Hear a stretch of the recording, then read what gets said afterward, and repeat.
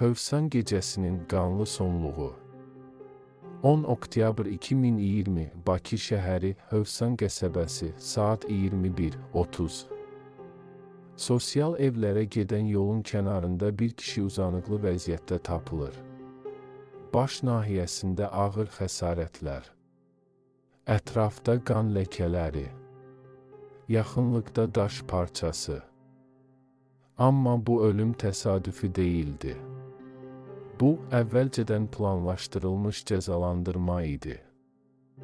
İstintaq materiallarına görə hadisədən bir neçə gün əvvəl Rüstəmlə təqsirləndirilən şəxslər arasında pul üstündə mübahisə yaranır. Söhbət narkotik maddənin, patının pulundan gedirdi.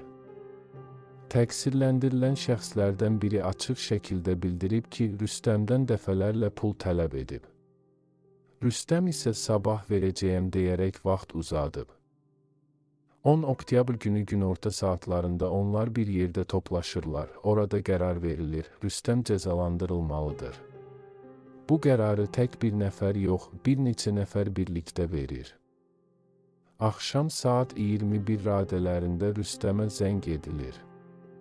O, işdən çıxdığını və gələcəyini bildirir.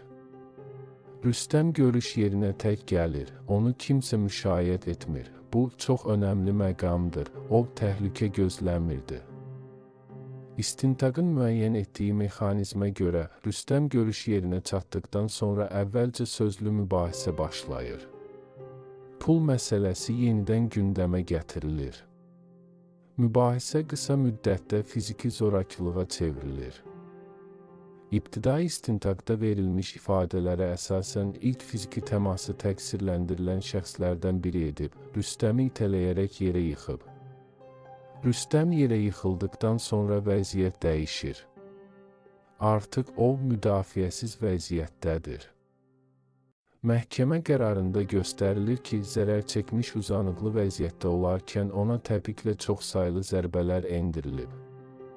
Amma ölümə səbəb olan əsas xəsarət, baş nahiyəsinə dəyən ağır zərbə olub. Hadisə yerində tapılmış daş parçası məhz bu məqsədlə istifadə edilib. İbtidai istintaqda verilən ifadələrə görə, təqsirləndirilən şəxslərdən biri həmin daşı götürərək Rüstəmin baş nahiyəsinə zərbə endirib, digərləri isə həmin vaxt orada olub. Onlardan biri zərbələrdə iştirak edib. Digəri isə kənarda dayanaraq hadisəni izləyib və müdaxilə eləməyib. Bu, hüquqi baxımdan çox vacibdir, çünki məhkəmə bunu bir qrup şəxs tərəfindən törədilmiş qəsdən adam öldürmə kimi qiymətləndirib, yəni təkcə daşı vuran yox, hadisədə iştirak edən və qarşısını almayan digər şəxslər də məsuliyyət daşıyır. Birbaşa hadisəni görən təsadüfi şahid olmayıb. Hadisə gecə vaxtı az işıqlı ərazidə baş verib.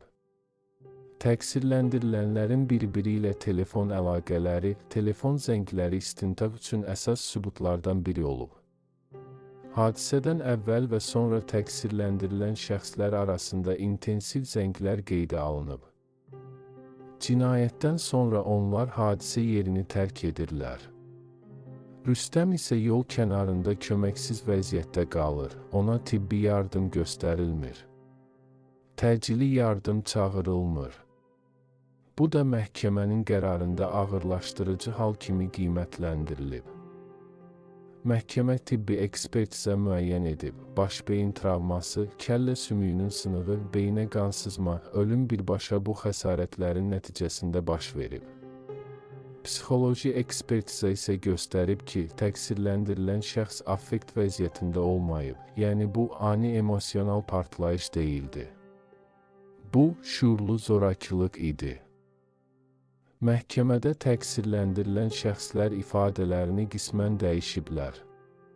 Bəziləri hadisədə iştirakını az göstərməyə çalışıb, bəziləri ümumiyyətlə öldürücü zərbəni vurmadığını deyib, amma ilkin ifadələr, video çəkilişlər, telefon məlumatları, ekspertiza rəyləri bir-birini tamamlayıb. Məhkəmə nəticəyə gəlib ki, Rüstəmin ölümü qrup halında əvvəlcədən razılaşma ilə xuliqanlıq niyyəti ilə törədilib.